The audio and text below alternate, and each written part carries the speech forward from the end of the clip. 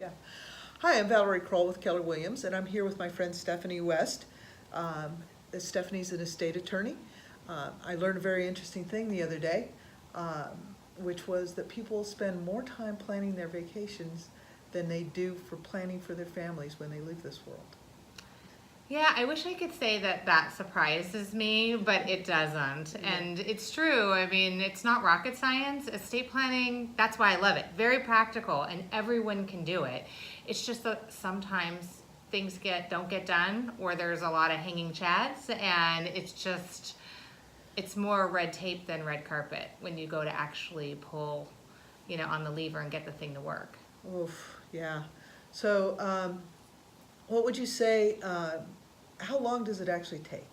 You mean to put together an estate plan? Yeah.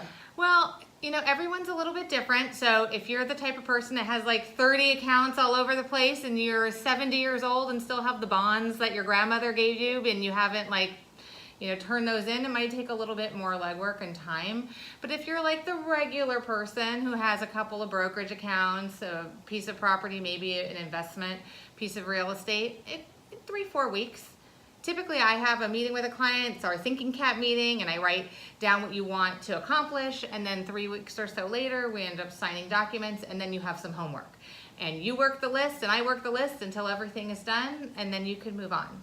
So am I looking at putting, 2 hours, 10 hours, 40 hours into putting this together? Oh, no. I would say probably with me, you spend maybe 4 or 5 hours over a couple of meetings, and then to wrap up, a couple of hours. Wow. Okay, so Not too bad. Let's see, I spent almost 2 weeks looking for a golf package to go to Hawaii. Right? Yeah. I know, because you were excited about doing that, and people are not that excited about seeing me or doing their estate planning. But they always say they feel a lot better. I've never had anyone leave this office and say, "This was terrible, this was horrible." They usually say, "I feel so much better. A huge load has been lifted off of my shoulders." And so think of that as the end game. Yeah, exactly. Yeah. It's like, I didn't want to plan for my family. Right. Yeah. I want the government to take... be, as hard as possible on everybody. There you government go. to take as much as possible. Yeah. So let me bring up something else that you do that's very special and, of course, matters to me because I have the 3 Dobermans, Bill, Rita, and Bubba, is your pet directives. Yes. Yeah, so I put together a pet directive with a friend of mine who's a veterinarian because if I had every dog or cat that I was offered on behalf of a client who passed away, I would be running a small farm.